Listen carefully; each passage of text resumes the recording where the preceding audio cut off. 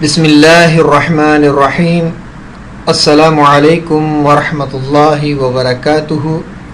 Unique institute of Arabic language کی جانب سے میں فیصل رحمان آج آپ کے لیے ایک نیا سبق لے کر آیا ہوں۔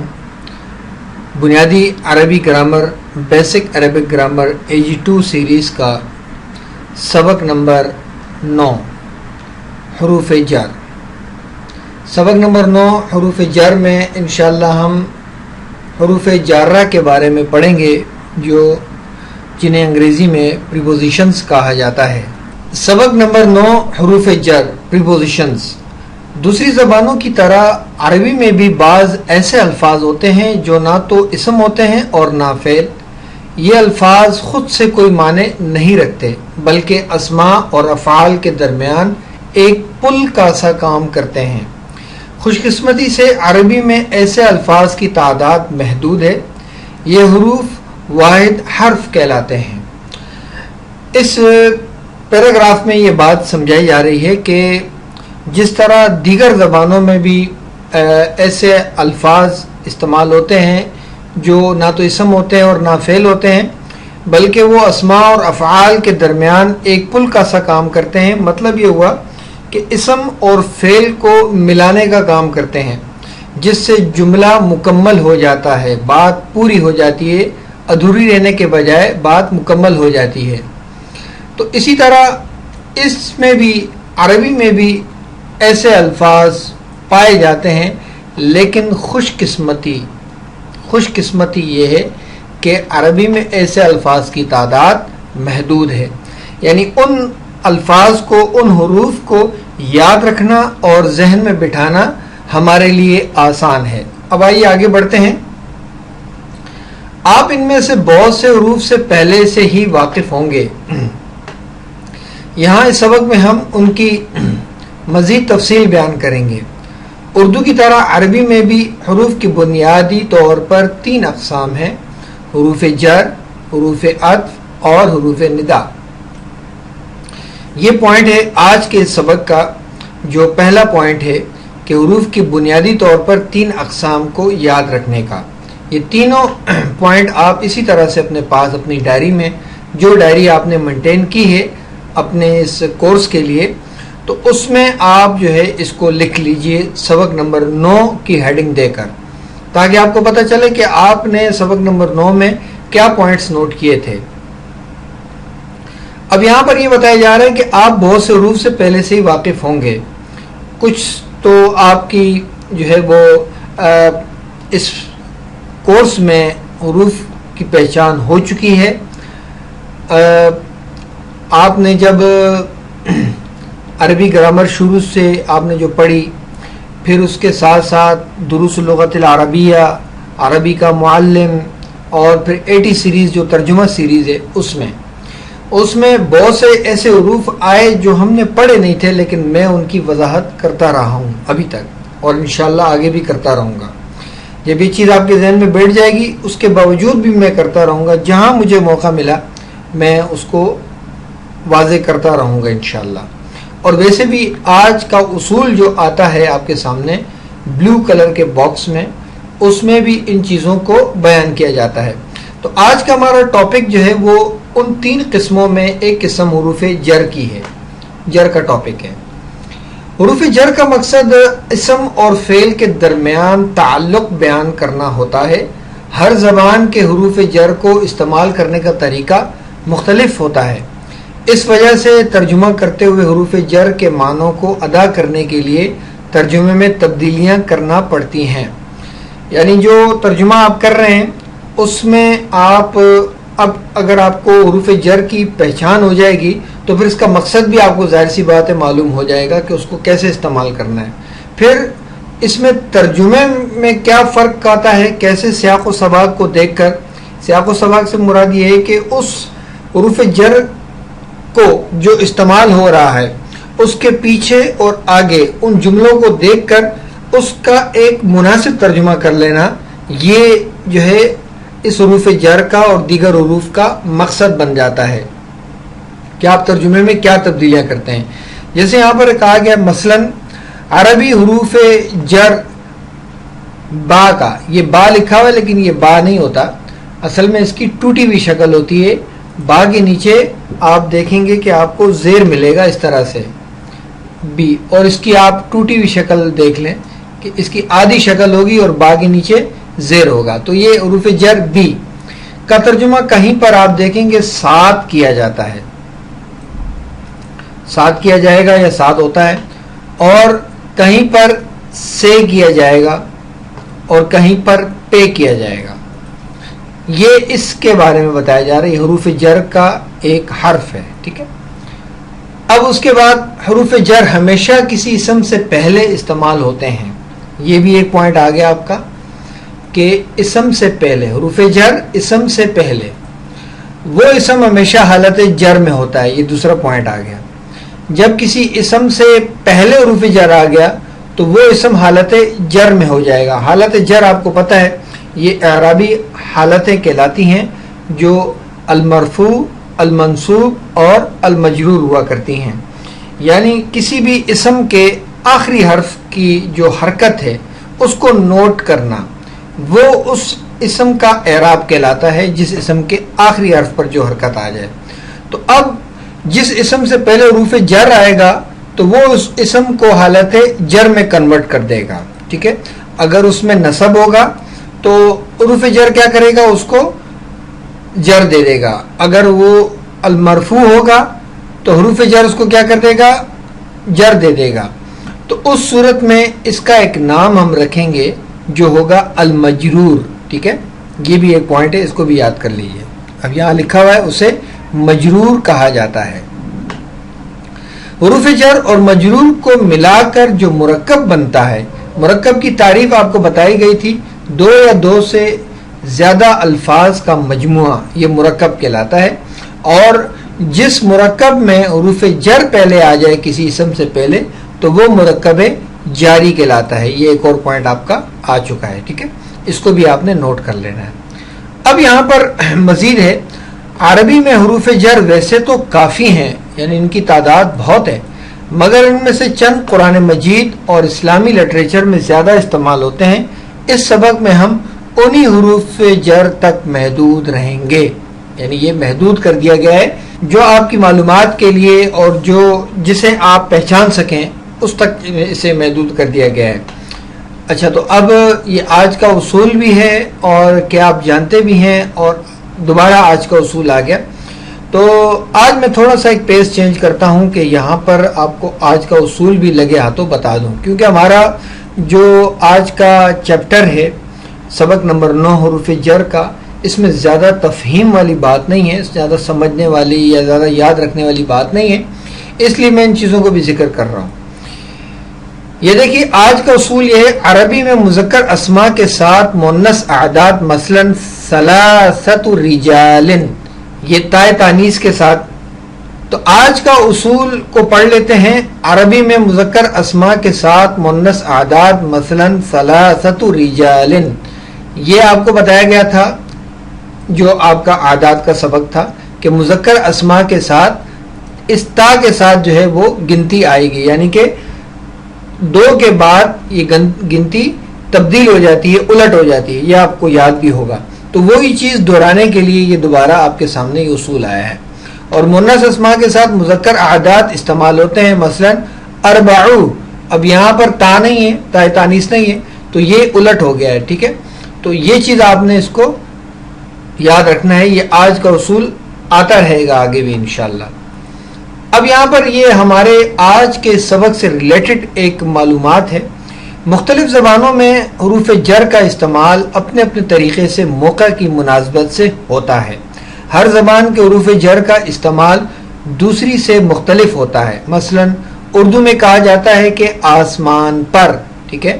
یہ اب کیا ہے، یہ حروف جر ہے اردو کا. ٹھیک ہے. اس کو ہم فرض کر لیتے ہیں کہ اس کے ساتھ یہ آیا، یہ مرکب جاری ہو گیا. مگر عربی میں اس کے لیے فی السمائی، یہ دیکھیں یہ فی ایک حرف جر ہے. یہاں آپ کو بتایا جا رہا ہے، آگے آپ اگلے پیجز میں آپ پڑھیں گے حروف جارہ کو کہ کون کون سے ہوتے ہیں. تو یہاں آپ دیکھ لیں کہ فی حروف جر ہے اور السماء یہ اسم آ گیا. اور آپ نے پیچھے پوائنٹ نوٹ کیا کہ اسم سے پہلے یہ حرف آتا ہے. تو اب جب یہ اس طرح سے آ گیا تو اب اس کا ترجمہ دیکھیں، فی کا ترجمہ ہوتا ہے میں. اب فی السماء کے الفاظ استعمال کیے جاتے ہیں، لیکن یہاں پر عربی میں پر کے لیے علی کے بجائے فی استعمال ہوا ہے. سیاق و سباق، یہ بالکل شروع میں جب یہ چیپٹر میں شروع کر رہا تھا تو اس وقت میں نے یہ بتایا تھا کہ جملے کی مناسبت سے ان کا ترجمہ کیا جاتا ہے. سیاق و سباق کی مدد سے درست ترجمہ کیا جا سکتا ہے. یہی وجہ ہے کہ ترجمہ کرتے وقت ضروری نہیں کہ حروف جر کا لفظ حروف جر کا لفظ با لفظ جو ہے ترجمہ کیا جائے. ٹھیک ہے، یہ بھی ایک آپ اس کو نوٹ کر لیں. اب یہاں پر اس کو آپ خود ہی پڑھ لیجئے گا، چونکہ یہ جو ہے وہ مرکب عاطفی کے بارے میں ہے اور یہ ہم نے ابھی تک پڑھا نہیں، لیکن اس پر نظر ضرور گھمائیے گا. اب آئیے دیکھیں، یہ ہمارے سامنے حروف جارہ. ہر حرف جر کے مختلف معنی ہوتے ہیں. یہ معنی ان کے سیاق و سباق سے اخذ کیے جاتے ہیں. جیسا کہ ہم بیان کر چکے ہیں کہ ہر زبان کے حروف جر کا استعمال دوسری سے مختلف ہے. ترجمہ کرتے ہوئے ہمیں اس زبان کے اسلوب کا خیال رکھنا پڑتا ہے. مثلا جیسے اشتریت الکتاب بدینارین، میں نے یہ کتاب 2 دینار کے ساتھ خریدی. اب یہاں پر دیکھیں کے ساتھ جو ترجمہ ہے یہ ترجمہ درست نہیں ہے. ٹھیک ہے، یہاں ہمیں ترجمے میں کے ساتھ کے بجائے کے بدلے یا میں لگانا پڑے گا، تب جملہ درست ہوگا. یہی معاملہ دوسرے حروف جر کا بھی ہے. یہ چیز آپ کے لیے بہت زیادہ امپورٹنٹ ہے کہ آپ ان چیزوں کو نوٹ کریں، اور جو ترجمہ کی جو سیریز آپ کر رہے ہیں نا الحمدللہ، اس میں آپ ان چیزوں کو اپلائی کریں. یہ آپ کا اپلائی میتھڈ ہے. ٹھیک ہے، اور یہ آپ کا تھیوریٹیکل میتھڈ ہے. اس میں آپ چیزوں کو سیکھیں گے اور اس میں آپ اپلائی کریں گے. یعنی یہاں آپ نے سیکھا کہ بی کا ترجمہ کس انداز سے کیا جا رہا ہے، اور یہاں دیکھیں کہ ترجمے میں خوبصورتی بھی نہیں ہے. میں نے یہ کتاب 2 دینار کے ساتھ خریدی. اب بی کا ترجمہ تو کے ساتھ کیا جاتا ہے، لیکن یہاں پر اس جملے میں خوبصورتی نہیں آ رہی، تو چنانچہ اس کو کہا جائے گا کہ یہ ترجمہ درست نہیں ہے. اب اس کے بعد جب کے بدلے یا میں لگایا جائے گا سیاق و سباق کی روشنی میں، تو پھر اس کے بعد یہ جملہ درست ہو جائے گا. ٹھیک ہے، یہی معاملہ دوسرے حروف جر کا بھی ہے. اب آئیے دیکھتے ہیں دوسرے حروف جر کون کون سے.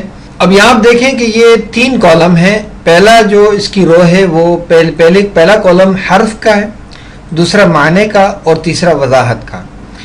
اب اس میں آپ طریقہ کار وہی رکھیے یاد کرنے کا. پہلا یہ کالم آپ یاد کر لیجئے گا، یہ جتنا بھی ہے حتی تک یہ آپ یاد کر لیں. ٹھیک ہے، اس کو آپ یاد کرنے کا طریقہ یہ ہوگا بی من الا، یعنی ایک آپ اس کو ردم میں آپ اپنے طور پہ خود سے بنائیں گے. بی من الا، اس کو اس طرح سے یاد کر لیں، یا جیسے آپ کو سہولت ہو، جیسے آپ کو یاد ہو سکتے ہیں. 3 یہ یاد ہو گئے، 3 ان کو یاد کر لیں. عن علا فی، 3 اور 3 6 ہو گئے. بی من الا عن علا فی، یہ 6 اس طرح سے یاد ہو گئے. پھر اس کے بعد 3 اور ملا لیں، لی کا وا، اور آخر میں پڑھ لیں حتی. تو اس طرح سے یہ پہلا کالم آپ اس کو یاد کر لیں گے، اچھی طرح یاد کر لیں گے. ٹھیک ہے، پھر اس کے بعد آپ نے ان دونوں کو یاد کرنا ہے. بی ساتھ سے میں، بی ساتھ سے میں، اس طرح سے. من سے، الا طرف تک، عن بارے میں، علا پر، فی میں، لی لیے، کا جیسے، وا قسم ہے، حتی تک. اب جب آپ کو کانفیڈنس ہو جائے کہ مجھے حروف جارہ یاد ہو گئے جو آپ کے نوٹس میں موجود ہیں، معنوں کے ساتھ یاد ہو گئے، اب اس کی وضاحت کو اس طرح سے آپ ایک رو کو یاد کریں. بی ساتھ سے میں، بی بیان کرتا ہے کہ کوئی کام کس چیز کے ذریعے یا اس کی مدد سے ہوا. اس طرح سے آپ اس کو یاد کر لیں آخر تک. تو جب یہ آپ کو آخر تک یاد ہو جائیں، یہ انشاءاللہ وضاحت ایسی لکھی ہوئی ہے کیونکہ میں پڑھ نہیں رہا، یہ آپ کو نوٹس دیے جاتے ہیں، تو اس میں آپ جب اس کو پڑھیں گے تو انشاءاللہ یہ بہت آسان الفاظ میں لکھی ہوئی آپ کو معلوم ہو جائے گا کہ یہ حرف کس لیے استعمال ہوتے ہیں. اب میں آگے بڑھتا ہوں. آگے بڑھنے سے پہلے صرف اس واو کے بارے میں بتا دوں کہ یہ وا قسم ہے، یہ قسم کے طور پر استعمال ہوتا ہے. ٹھیک ہے، اور واو جب حروف جر کے طور پر آئے تو یہ قسم کے لیے استعمال ہوتی ہے۔ قدیم عربی میں اس کا معنی ہوتا ہے میں اسے ثبوت کے طور پر پیش کرتا ہوں، ویسے یہ حرف عطف کے طور پر آتی ہے، اس صورت میں یہ اور کا معنی دیتی ہے۔ تو اس واو کا ترجمہ اور ہوتا ہے، لیکن یہاں پر ابھی اس وقت یہ قسم کے طور پر جو استعمال ہوئی ہے تو اس میں یہ حروف جر کے طور پر، ٹھیک ہے، اور اس کے بعد والا جو اسم ہوگا وہ مجرور ہو جائے گا، یعنی وہ حالت جری میں کنورٹ ہو جائے گا۔ تو یہ ایک پوائنٹ آپ نوٹ کر لیں۔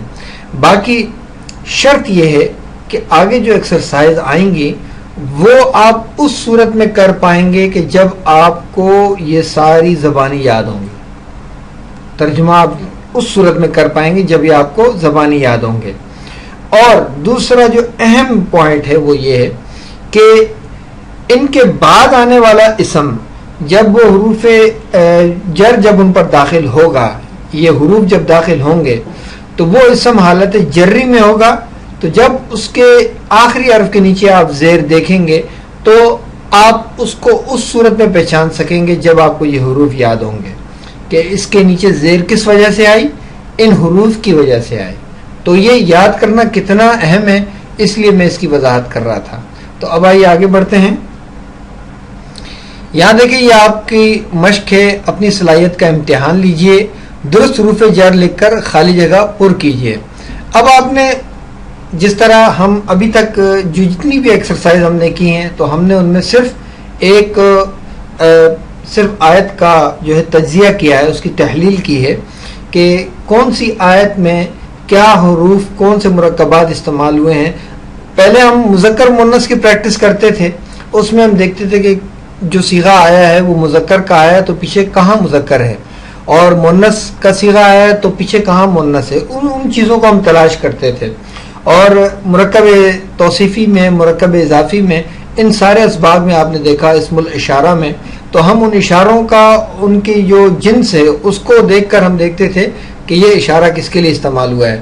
تو بالکل اسی طرح یہاں ہم وہی چیز تلاش کریں گے، دیکھیں گے، اور یہ زبانی ہوگی یہ چیز، اس کو لکھنا نہیں ہے، لکھنا آپ نے یہاں پر صرف ترجمہ ہی ہے۔ یہاں ہم یہ دیکھیں گے کہ یہ من جو ریڈ کلر میں یہ حرف جر ہے، ٹھیک ہے، اور اس کے بعد پھر جو اسم آیا ہے وہ المجرور ہے، اور یہ دونوں مرکب جاری ہیں۔ تو یہ کل کتنی چیزیں ہوئی جو ہم نے نوٹ کی؟ 3 چیزیں ہوئیں۔ پہلی چیز کیا کہ ہم نے پہلے حروف جر کو نوٹ کیا، پھر اس کے بعد ہم نے دوسرے اسم کو دیکھا کہ اس کی وجہ سے کہ ہم نے یہ پڑھا ہے کہ یہ اسم سے پہلے آتا ہے، اور جب یہ اسم سے پہلے جس اسم پر آ جائے تو وہ المجرور ہو جاتا ہے، یہ دوسری چیز ہم نے نوٹ کی۔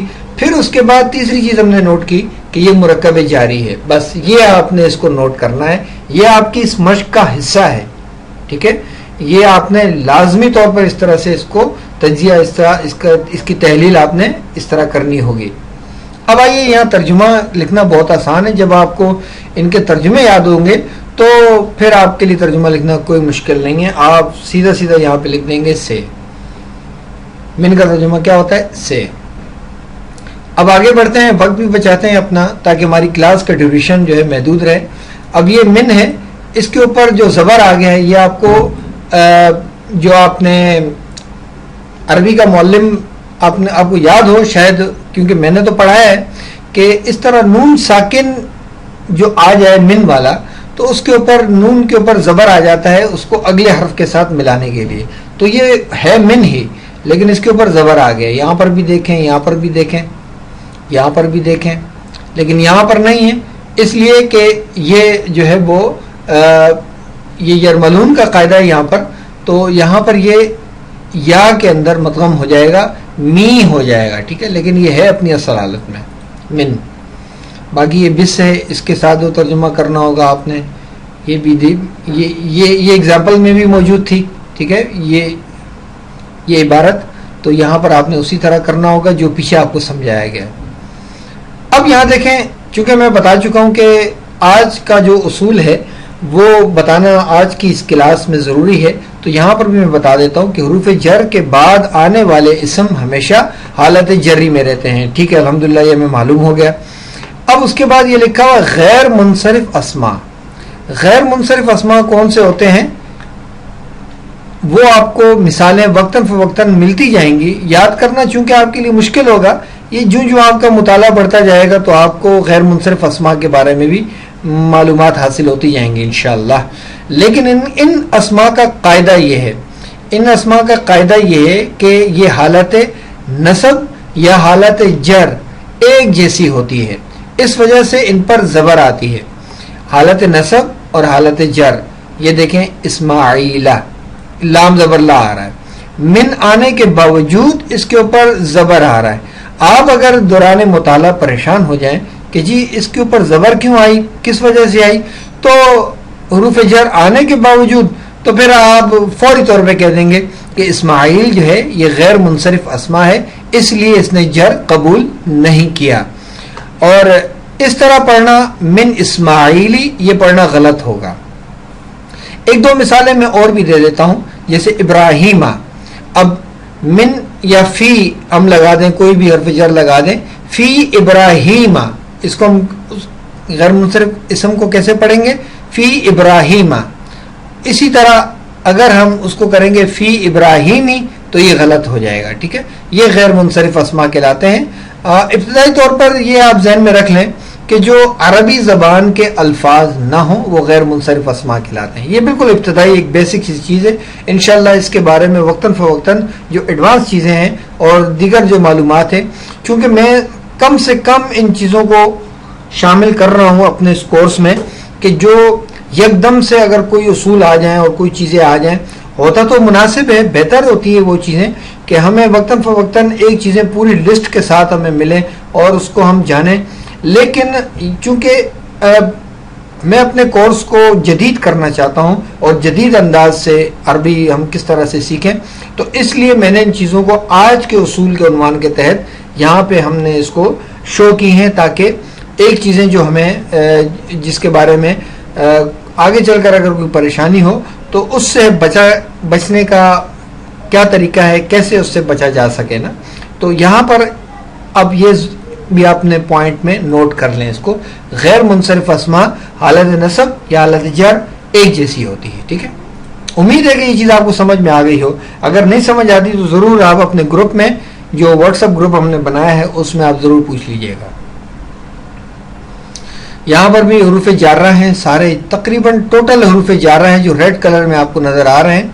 اس میں صرف لی حروف جر ہے, باقی اسم اللہ کا جو ہے وہ حرف جر نہیں ہے. ٹھیک ہے, یہ ریڈ کلر میں صرف جو لام زیر لی ہے یہ حرف جر ہے. باقی یہ واو دیکھ لیں, یہ وہی واو قسم والی, صبح کی قسم دیکھ لیں کہ واو جب آیا تو اس کا ترجمہ کی قسم کیا گیا, اور دوسرا ترجمہ جو عرب کا آپ کو بتایا گیا تھا کہ وہ کرتے ہیں بطور دلیل پیش کرتا ہوں. اچھا, یہ چیلنج آ گیا بھائی آپ کے پاس, ہاں اس کو پڑھ لیں.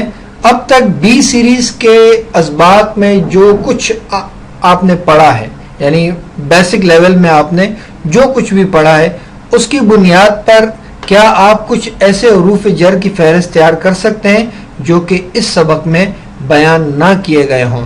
چیلنج بھی انوکھا چیلنج ہے کہ جو چیز ہم نے پڑھی نہیں ہے اس کی فہرست ہم کس طرح سے تیار کر سکیں.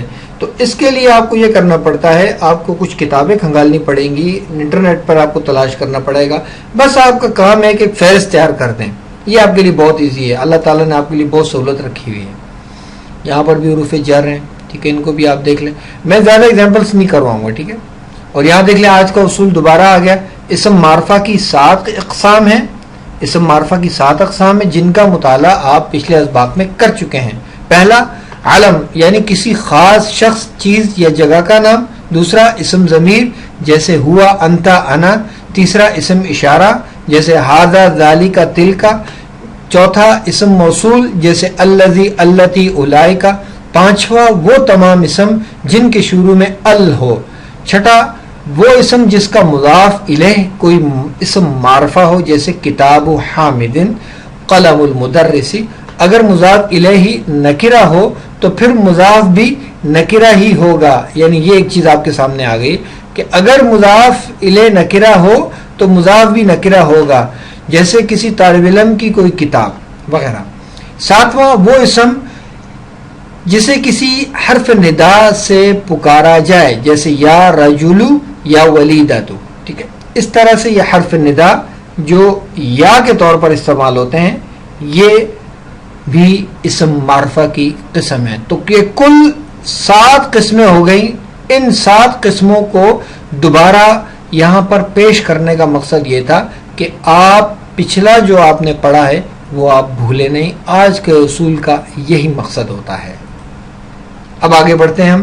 یہاں دیکھیں یہاں پر بھی مشقیں ہیں آپ کے لیے. امید ہے کہ آپ کام بھی کر رہے ہوں گے. جتنی محنت کے ساتھ یہ مشقیں بنائی گئی ہیں اور آپ کی صلاحیت کا امتحان لیا جاتا ہے تو آپ اس پر ذرا بھی کوتاہی یا سستی نہ کیجیے گا. اب آئیے بنیادی عربی گرامر، بیسک عربک گرامر، عربی کا معلم، دروس اللغت العربیہ. آج کے سبق میں وہی چیزیں جو ہم نے پچھلے سبق میں پڑھی تھیں انہی کو آگے بیان کیا جا رہا ہے. چونکہ ہم نے ثلاثی مجرد کے بارے میں پڑھا تھا، آج رباعی کے بارے میں معلومات آپ کو دی جا رہی ہیں. جب لفظ رباعی کا وزن معلوم کرنا ہو تو فا عین کے بعد 1 لام کی بجائے 2 لام لگاؤ اور خماسی میں 3 لام. مثلا جعفر کا وزن فعلل اور سفرجل کا وزن فعلل ہوگا. ٹھیک ہے، صرف آپ نے ریڈنگ کرنی ہے. اس کو جہاں وضاحت کرنی ہوگی انشاءاللہ میں کروں گا ضرور. وزن نکالتے وقت حروف اصلیہ کے مقابلے میں تو فا، عین اور لام رکھے جائیں گے. باقی جو حروف زائد ہوں وہ اپنی اپنی جگہ بحال رہیں گے. کس طرح سے ہوں گے دیکھیں. یہ کبرن لکھا ہوا ہے، کاف فا کلمہ، با عین کلمہ، را لام کلمہ. اب آئیے کبیرن کی طرف. کاف فا کلمہ، با عین کلمہ. اب یہ یا جو آ رہا ہے یہ زائد آ رہا ہے. یہ کبر سے یہ سمجھ لے بنایا گیا ہے. ٹھیک ہے، یہ انشاءاللہ آپ AG3 سیریز میں اس کی گردانیں بھی آپ سیکھیں گے کہ یہ کیسے بنایا گیا. اوزان ہوں گے، ان کے وزن ہوں گے، تو اس وزن سے آپ یہ ان کو بنائیں گے. لیکن یہاں پر آپ صرف دیکھیں کہ یا زائد ہے تو را لام کلمہ. اب اکبرو کی طرف دیکھیں. اکبرو میں حمزہ زائد ہے، کاف فا کلمہ، با عین کلمہ، را لام کلمہ. یہ ویٹس اس کے جو ہیں، وزن جو ہیں، یہ اگر آپ کو یاد ہو جائیں یا دوسرے لفظوں میں ڈائز اگر آپ کو یاد ہو جائیں تو پھر آپ کے لیے جو ثلاثی مجرد کے حروف ہیں، اصلیہ جو حروف ہیں، وہ پہچاننا آپ کے لیے کوئی مشکل نہیں ہوگا. اب آئیے تکبیر کی طرف. تا زائد ہے، کاف فا کلمہ، با عین کلمہ، را لام کلمہ. اب اس پوری رو کو دیکھیں تو آپ نے صرف کاف با اور را کو ہی یہاں پر ان کلموں کے مطابق بٹھایا ہے. یہاں پر بھی دیکھیں کاف با اور را کو بٹھایا، یہاں بھی کاف با اور را کو بٹھایا، اور یہاں بھی کاف با اور را کو بٹھایا. تو یہ اس کے اوزان نکالے ہیں آپ نے. ٹھیک ہے، باقی اپنی اپنی جگہ پر بحال چھوڑ دیا آپ نے. یہاں پر آپ نے یا چھوڑ دیا، یہاں آپ نے حمزہ چھوڑ دیا، یہاں آپ نے تا اور یا چھوڑ دیا. اب آگے دیکھیں فعل، یہ اسی طرح سے تینوں اس میں جو ہے وہ آ رہے ہیں شروع میں. اور اگلا دیکھیں فاعل، یہ اس کے وزن پر تھا. یہاں دیکھیں یہ فا، یہ شروع میں اس کے کاف، یہ فا کلمہ ہو گیا. پھر با، یہ دیکھیں یہ عین کلمہ ہو گیا. پھر اس کے بعد یا، یہ یا زائد ہو گیا اس فعل میں. اس کو آپ نوٹ غور سے دیکھیں گے تو آپ کو پتہ چلے گا کہ ہم نے فا، عین اور لام جو حروف اصلیہ ہیں ان کو صرف اس میں سے نکالنا ہے. تو فا عین لام، فا عین لام. افعلو میں دیکھیں، اکبرو میں دیکھیں کہ اس میں حمزہ شروع میں زائد آ رہا ہے، فا عین لام. پھر اس کے بعد تکبیر میں دیکھیں اور تفعیل میں دیکھیں، تا اور تا، یہاں پر بھی ہم نے کہا تھا تا زائد ہے، یہاں پر بھی تا زائد ہے. فا کاف عین با، یا زائد ہے، یہاں پر بھی یا زائد ہے، لام را. اس طرح سے یہ اس کے اوزان نکالے جاتے ہیں. مگر جب عین کلمہ یا لام کلمہ کو دہرا کر ایک حرف زائد کیا گیا ہو تو وزن میں عین یا لام ہی دہرا لیتے ہیں. جیسے کبرا، کبرا میں کاف با با، یہ دیکھیں یہ اس کی تشدید کی شکل ہے. تو یہاں پر 2 مرتبہ با ہے. پہلی با عین کلمہ ہے اور دوسری زائد قاعدے سے، تو اس کا وزن فعبلا ہونا چاہیے، لیکن اس کے بجائے اس کا وزن فعلا، یہ وزن اس کا رکھ دیا گیا ہے تشدید کے ساتھ. اگر سمجھ میں نہیں آ رہی تو کوئی مسئلہ نہیں ہے، گھبرائیے گا مت، لیکن پڑھیے گا ضرور اور سنیے گا ضرور. اسی طرح احمرہ میں آخر کی را زائد ہے، اس کا وزن افعلا کہا جائے گا۔ الف کا وزن پہچاننے سے بہت بڑا فائدہ یہ ہے کہ کسی ایک لفظ کے مادے حروف اصلیہ کے معنی جاننے سے اس کے تمام تصریفات اور مشتقات کے معنی کا جاننا آسان ہو جاتا ہے۔ یہ ہوتا ہے اصل مقصد، تعریفات کا اور مشتقات کا جاننا۔ یہ انشاءاللہ یہ چیزیں آپ کو بتائی جائیں گی، یہ ابھی اس کو فی الحال ادھار چھوڑ دیجئے، انشاءاللہ اگلے جو ہمارا جو لیول ہے اس میں یہ چیزیں آئیں گی۔ اب اس میں سے کلمات ذیل کے اوزان نکالو، یہ آپ لازمی طور پہ جو ہے وہ زبانی اس کو پڑھ لیجئے گا۔ را جیم لام، ٹھیک ہے، آپ اس کو پڑھ لیں۔ فا عین لام، شین را فا، فا عین لام، شریف آ گیا یہ والا فا عین لام، تو آپ شین کے اوپر رکھیں، فنگر رکھیں یا اس کو پڑھیں، شین فا کلمہ، را عین کلمہ، فا لام کلمہ، اس طرح سے پڑھ لیں۔ اب یہاں پر دیکھیں وہی شرفن والا ہے، تو یہاں پر بھی آپ پڑھ لیں گے شین فا کلمہ، را عین کلمہ، فا لام کلمہ، اس طرح سے آپ اس کو پڑھ لیں۔ ملکن میں دیکھیں میم فا کلمہ، لام عین کلمہ، کاف لام کلمہ، میم فا کلمہ، لام عین کلمہ اور کاف لام کلمہ۔ اسی طرح ملوک یہ ملک سے ہی بنا ہے، یہ جمع کے طور پر ہے، تو یہاں پر ہم میم فا کلمہ، لام عین کلمہ اور کاف لام کلمہ، اس طرح سے ہم نکالیں گے اوزان۔ ان کی آپ اس طرح سے آپ ریڈنگ کیجئے گا، یہ پہلے والے کو دیکھ لیجئے گا، پھر اس کے بعد یہ والا اس کا وزن نکالنا آپ کے لیے آسان ہوگا۔ اس میں بھی رحمان میں بھی یہی آپ 3 حروف نکالیں گے۔ کرم میں دیکھ لیں، اس کو دیکھیں گے، پھر اس کا اور اس کا آپ نکال لیں گے۔ علم میں آپ اس کا، اس کا، اس کا، ان تینوں کا آپ نکال لیں گے علم کو دیکھ کر۔ اسی طرح سے پھر اور بھی آپ اس کو دیکھ لیجئے گا، ٹھیک ہے۔ اب ہم آگے بڑھتے ہیں درس العاشر کی طرف۔ اب آئیے دروس اللغت العربیہ الدرس العاشر، 10واں سبق۔ اس میں کنورسیشن ہے اور اس کو کس طرح سے دیکھیں گے ہم، یہاں دیکھیں حامد اور محمد کے درمیان ایک گفتگو چل رہی ہے، ٹھیک ہے، اور اس میں حامد کچھ سوالات پوچھے گا اور محمد جوابات دے گا۔ من انتا، آپ کون ہیں؟ من یہ استفہام ہے اور انتا یہ اسم ضمیر ہے واحد مذکر مخاطب کے لیے، چونکہ محمد مذکر ہے اس لیے ضمیر کون سی آئی؟ انتا کی آئی۔ من انتا، اور پھر جب محمد نے جواب دیا تو اس نے انا کی ضمیر کے ساتھ جواب دیا، یعنی واحد متکلم کے ساتھ۔ انا طالبن، میں طالب علم ہوں۔ انا مبتدا ہے اور طالبن اس کی خبر ہوئی، یہ جملہ اسمیہ ہو گیا۔ بالجامعتی، یونیورسٹی میں۔ اب یہاں دیکھیں اس بی کا ترجمہ یہ حرف جر والا ہے، آج کے جو سبق ہم نے پڑھا ہے حرف جر کے بارے میں، تو یہ وہی بی آ گیا یہاں پہ، یہ الجامعاتو تھا اور بی کے ساتھ یہ کیا ہو گیا، دیکھیں اس کے نیچے زیر آپ کو نظر آ رہی ہوگی، یہ ہو گیا بالجامعاتی۔ اب اس میں اس کا ترجمہ ہو رہا ہے انا طالب بالجامعاتی، میں یونیورسٹی کا طالب علم ہوں، میں یونیورسٹی کا طالب علم ہوں۔ اب اس کے بعد حامد نے دوبارہ پوچھا انتا طالب جدید، آ استفہام ہے اور انتا یہ آپ کے معنوں میں استعمال ہو رہا ہے اور طالب یہ خبر ہے، انتا مبتدا طالب خبر آ استفہام، تو یہ جملہ اسمیہ استفہامیہ ہو گیا، یعنی سوالیہ ہو گیا یہ، اور طالب کی جو صفت ہے وہ جدید ہے، تو یہ دونوں مرکب توصیفی ہو گئے۔ اس طرح سے پورا ایک جملہ کمپلیٹ ہو گیا۔ انتا طالب جدید، کیا آپ نئے طالب علم ہیں؟ محمد نے کہا نعم انا طالب جدید۔ پھر اس کے بعد حامد نے من این انتا، یہ دیکھیں حرف جر آ گیا، این انتا آپ کہاں سے ہیں؟ محمد نے کہا انا من الہند، میں ہندوستان سے ہوں، یہ من کا ترجمہ سے ہو رہا ہے، ٹھیک ہے، یہ بھی حرف جر ہے اور یہ دیکھیں الہندو تھا اور اس کے نیچے من الہندی ہو گیا۔ یہ مسمو کا، آپ کا نام کیا ہے؟ یہ کاف ضمیر متصل ہے اسم کے ساتھ، یہاں پر اس کے ساتھ یہ ضمیر واحد مذکر مخاطب کی ہے، ایک یعنی کہ مذکر کو خطاب کیا جا رہا ہے، ماں استفہام کے طور پر ہے۔ آپ کا نام کیا ہے؟ محمد نے کہا اسمی یا متکلم کے ساتھ کہا میرا نام، اس یا متکلم کا ترجمہ کیا ہوتا ہے؟ میرا، میری، میرے، اور اس کا ترجمہ کیا ہوتا ہے؟ تیرا، تیری، تیرے۔ تو یہ جب حامد پوچھ رہا تھا اس نے کیا کہا؟ آپ کا نام کیا ہے؟ آپ کا، آپ کی، آپ کے، تیرا، تیری، تیرے، دو ترجمہ آپ کر سکتے ہیں، آپ کا نام کیا ہے یا تیرا نام کیا ہے۔ تو اس کے بعد محمد نے جواب دیا اسمی، اس یا متکلم کا ترجمہ ہوتا ہے میرا، میری، میرے، میرا نام محمد محمد ہے۔ پھر حامد نے کہا ومن ھذا الفتى الذي معك، الفتى یہ نوجوان کو کہتے ہیں، الذي اسم موصول ہے، معك یہ اس کے ساتھ مرکب آ گیا، ٹھیک ہے۔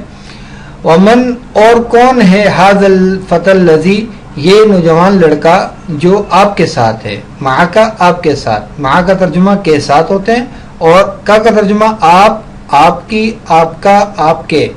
محمد نے پھر جواب دیا ہوا زمیلی، ہوا دیکھیں ضمیر واحد مذکر غائب لگا دی، چونکہ محمد نے، حامد نے سوال پوچھا تھا اس لڑکے کے بارے میں جو ان کے ساتھ تھا، تو انہوں نے جب جواب دیا تو ضمیر کے ساتھ جواب دیا، ہوا زمیلی، وہ میرا دوست ہے، میرا ساتھی ہے، میرا دوست ہے۔ زمیل ان کا ترجمہ ساتھی یا دوست کے ہوتے ہیں۔ حامد نے کہا آ ہوا، آ استفہام کے طور پر، ہوا مانے واحد مذکر غائب کی ضمیر، وہ، کیا وہ، ایضاً بھی، یہ بھی اس کا ترجمہ کیا ہے، کیا وہ بھی، من الہند، ہند سے ہے؟ محمد نے جواب دیا لا، نہیں، ہوا من الیابان، وہ جاپان سے ہے۔ مسمہ، یہ میم سین کے ساتھ ڈائریکٹ مل جائے گا، ٹھیک ہے۔ مسمہ، اس کا نام کیا ہے؟ اب یہاں پر جو ضمیر آئی وہ اس لڑکے کے لیے آئی، تو یہ غائب کی ضمیر آئی۔ یہاں دیکھیں جب حامد نے سوال پوچھا تھا مسمو کا، تو محمد کو مخاطب کر کے، ٹھیک ہے، اس نے سوال پوچھا، اور جب اس لڑکے کے بارے میں پوچھا، چونکہ پیچھے ضمیر ہوا لگ رہی تھی اس لڑکے کے بارے میں، نوجوان لڑکے کے بارے میں، تو پھر یہاں پر بھی دیکھیں ضمیر آ گئی، مسمہ، اس کا نام کیا ہے؟ تو محمد نے بھی اسی طرح ضمیر لگاتے ہوئے جواب دیا اسمہ حمزہ، اس کا نام حمزہ ہے۔ اب حامد نے دوبارہ مخاطب کیا کس کو؟ محمد کو۔ ما لغتک یا محمد، تمہاری زبان کون سی ہے یا تمہاری زبان کیا ہے اے محمد؟ یہ یا دیکھیں حرف ندا ہے۔ اب یہاں مزید چل رہی ہے، محمد نے کہا لغتی، یا کا ترجمہ کیا ہوتا ہے متکلم میں؟ میرا، میری، میرے۔ لغتی کا ترجمہ کیا ہوگا؟ میری زبان، الاردیہ، اردو ہے۔ حامد نے کہا اہیا لغت سہلہ، کیا وہ زبان آسان ہے؟ اب ہیا جو ترجمہ اس کا جو ہیا کی جو ضمیر آ رہی ہے وہ لغتن کی طرف جا رہی ہے، ٹھیک ہے، چونکہ لغتن تائے تانیث کے ساتھ ہے اور اس لیے یہ واحد مؤنث ہے، اس لیے ضمیر کون سی آئی؟ ہیا کی ضمیر آئی۔ کیا وہ آسان زبان ہے؟ محمد نے کہا نعم ہی لغتن سہلتن، یہ دونوں مرکب توصیفی ہو گئے، لغتن سہلتن آسان زبان، لغتن سہلتن آسان زبان، یہ دونوں مرکب توصیفی ہیں یہاں پر استعمال ہوئے۔ جی ہاں وہ آسان زبان ہے۔ حامد نے کہا وہ حمزہ ما لغتہ، اور حمزہ کی کون سی زبان ہے؟ ما کا ترجمہ کیا ہوتا ہے؟ کیا زبان ہے اس کی؟ تو آپ ترجمہ خوبصورت کرنے کے لیے کون سی زبان کر سکتے ہیں اس کا ترجمہ؟ ما لغتہ، اس کی زبان کیا ہے یا اس کی زبان کون سی ہے؟ لو کی ضمیر اسی کی طرف جا رہی ہے، حمزہ کی طرف۔ تو محمد نے جواب دیا لغتہ الیابانیہ، اس کی زبان جاپانی زبان ہے، لغتہ الیابانیہ، تو اس کی جاپانی زبان ہے۔ وہی لغت صعبۃ، ہیا کی ضمیر کہاں جا رہی ہے؟ اس لغت کی طرف جا رہی ہے، ٹھیک ہے، اس لغت کی طرف جا رہی ہے، تائے تانیث کے ساتھ ہے، اور یہاں پر بھی تائے تانیث کے ساتھ ہے، اس لیے ضمیر کون سی آئی؟ واحد مؤنث کی آئی۔ لغت صعبۃ، سہلہ جو ہے وہ آسان کو کہتے ہیں اور صعبہ مشکل کو کہتے ہیں، یعنی یہ دونوں الفاظ ضد ہیں، تو صعبۃ مشکل زبان ہے۔ حامد نے کہا اینا ابو کا یا محمد، تمہارے ابو کہاں ہیں اے محمد؟ محمد نے کہا ابھی، یہ دیکھیں یا متکلم لگایا، یہاں انہوں نے مخاطب کی ضمیر لگائی۔ حامد نے جب کہا اینا ابو کا، تو یہ اس کے ساتھ ابو آیا، واو آیا، لیکن یہاں پر اور پھر اس کے ساتھ کاف زبر کا آیا، یہ ضمیر واحد مذکر مخاطب کی آ گئی۔ اب یہاں پر ابھی جب آیا تو میرا، میری، میرے اس کا ترجمہ ہوگا، تو محمد نے کہا ابھی میرے ابو فی الکویت، وہ کویت میں ہیں، میرے ابو کویت میں ہیں۔ وہ طبیب شہیر، ہوا کی ضمیر کس کی طرف جا رہی ہے؟ ابو کی طرف جا رہی ہے، ابو کیا ہے؟ مذکر ہیں، واحد ہیں۔ طبیب شہیر، یہ مرکب توصیفی آ گیا، مشہور ڈاکٹر ہیں۔ حامد نے کہا وائنا अम्मू का, तुम्हारी अम्मी कहाँ हैं? मोहम्मद ने कहा हिया। अब यहाँ देखें उम्मुन चूंकि मुन्नस है इसलिए ज़मीर कौन सी आई? हिया की आई। यहाँ अबू चूंकि मुज़क्कर है तो ज़मीर कौन सी आई? हुआ की आई।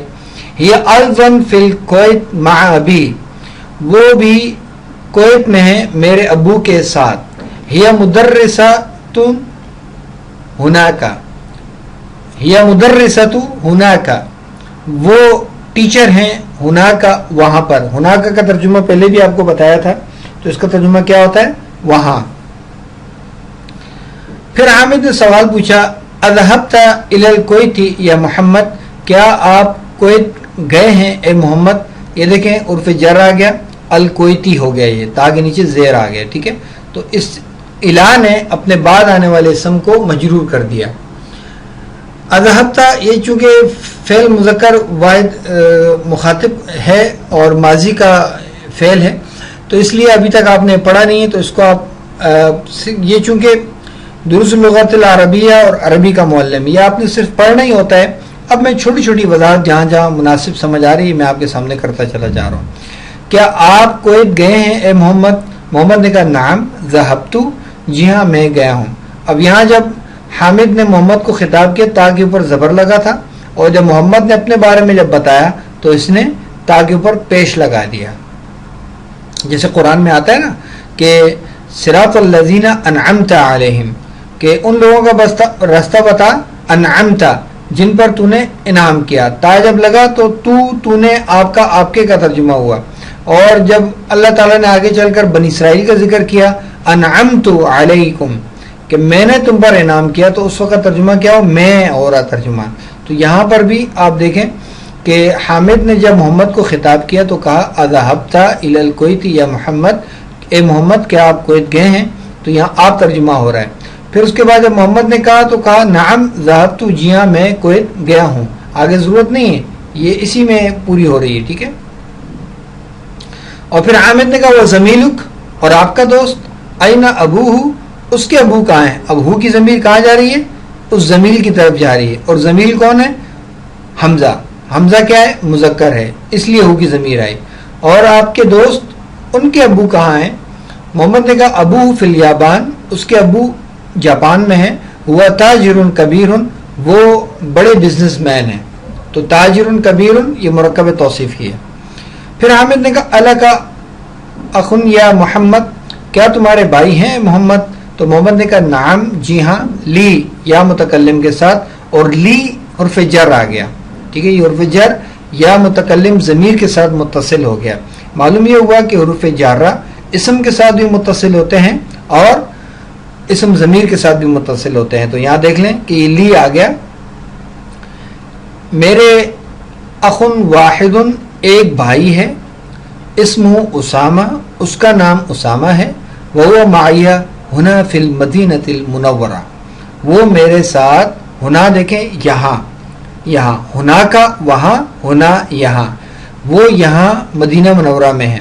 वली उख्तुन वाहिदतुन, मेरी एक बहन है, इस्मुहा ज़ैनब, उसका नाम ज़ैनब है। वही फिल इराक़, और वो इराक़ में है। हिया देखें ज़मीर आई ज़ैनब की तरफ, यहाँ हुआ ज़मीर आई उसामा की तरफ। फिल इराक़ी मा ज़ौजिहा, वो अपने शोहर के साथ इराक़ में है।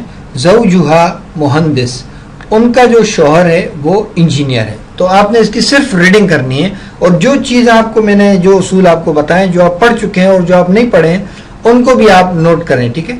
बाकी सिर्फ आपने इसकी रीडिंग करनी है। अब आइए बुनियादी अरबी टेक्स्ट, बेसिक अरबी टेक्स्ट 82 सीरीज़ का सबक नंबर 9, तहारत, सला और हज। इस सबक में हम तहारत, वज़ू और हज के मसाइल बयान कर रहे हैं। इसका मकसद ये है कि आप अहादीस और मसाइल को बयान करने में इस्तेमाल होने वाली ज़बान सीख सकें। अब आइए देखते हैं सिफ़तुल वज़ू, इसका क्या तर्जुमा है। सिफ़तु का मतलब है तरीक़ा, और अल वज़ूई का तर्जुमा है वज़ू। तो सिफ़तुल वज़ू का तर्जुमा क्या होगा? पहले तो आप देखिए मुरक्कब कौन सा है। ये मुरक्कब इज़ाफ़ी है। सिफ़तु मुज़ाफ़ है और अल वज़ूई मुज़ाफ़ इलैह है। तो दोनों का तर्जुमा क्या होगा? مضاف اور مضاف الیہ کا ترجمہ ملا کر کیا ہوگا؟ مرکب اضافی میں اس کے درمیان میں ترجمے میں کا کی کے کا اضافہ کیا جاتا ہے، تو صفت الوضوء کا ترجمہ ہوگا وضو کا طریقہ. یہ ہیڈنگ ہے، یہ پوری ہیڈنگ ہے، آپ نے ہیڈنگ دے دینی ہے وضو کا طریقہ. یحضر المسلم الماء الطہور، یحضر کا ترجمہ کیا ہے؟ وہ حاضر کرتا ہے الماء پانی، الطہور پاک. اب یہاں پر یحضر وہ حاضر کرتا ہے، المسلم مسلم، الماء طہور پاک پانی. تو آپ اس کا ترجمہ پہلے اس طرح سے کر لیں، تو پھر اس کے بعد آپ اس کو خوبصورت کرنے کے لیے، درست کرنے کے لیے ایک مناسب ترجمہ کریں. اور مناسب ترجمہ اس کے لیے آپ کو سوچنا پڑے گا تھوڑا سا کہ مسلمان طہارت کے لیے پاک پانی مہیا کرتا ہے. ایک مسلمان طہارت کے لیے پاک پانی مہیا کرتا ہے. صحیح، اس کا آپ اس طرح سے ترجمہ کر لیجئے گا. صحیح. پھر اس کے بعد ینوی الوضو، یہاں دیکھیں یہ اس کا ترجمہ، ینوی کا ترجمہ وہ نیت کرتا ہے. اور پھر اس کے بعد الوضو، وضو کی نیت کرتا ہے. صحیح، وضو کی نیت کرتا ہے. یقول وہ کہتا ہے، کون کہتا ہے؟ مسلم کہتا ہے. مسلم نیت کرتا ہے اور پھر کہتا ہے بسم اللہ، بسم اللہ کہتا ہے. پھر اس کے بعد نیت کرنے کے بعد، بسم اللہ پڑھنے کے بعد، ظاہر سی بات ہے نیت تو اس وقت ہوگی نا کہ جب آپ نماز کی نیت کی آپ نے کہ میں نماز پڑھنے جا رہا ہوں، صلاۃ کی ادائیگی کے لیے جا رہا ہوں، صلاۃ کا وقت ہو گیا. پھر وضو کی آپ نیت کریں گے. یہ دل کے اندر ہی جو ہے یہ ساری نیتیں ہو رہی ہیں. اس کے لیے الفاظ کی ادائیگی کے بارے میں کوئی ایسا ثبوت نہیں ملتا کہ آپ وضو کی نیت کر رہے ہوں یا پھر آپ نماز کی نیت کر رہے ہوں. تو یہ مختصر وضاحت آپ کے سامنے میں نے کر دی. تو یہ ساری وہ جو ارادے آپ کے ہو رہے ہیں، آپ بیٹھ رہے ہیں وضو کرنے کے لیے، تو اس وقت وہ مسلم کہتا ہے بسم اللہ. یغسل کفیہ ثلاثا، یغسل کا ترجمہ تو ہمیں معلوم ہو گیا دھوتا ہے. یہ دیکھیں وہ دھوتا ہے. کفیہ اپنی دونوں ہتھیلیاں، ثلاثا 3 مرتبہ، وہ 3 مرتبہ اپنی دونوں ہتھیلیاں دھوتا ہے.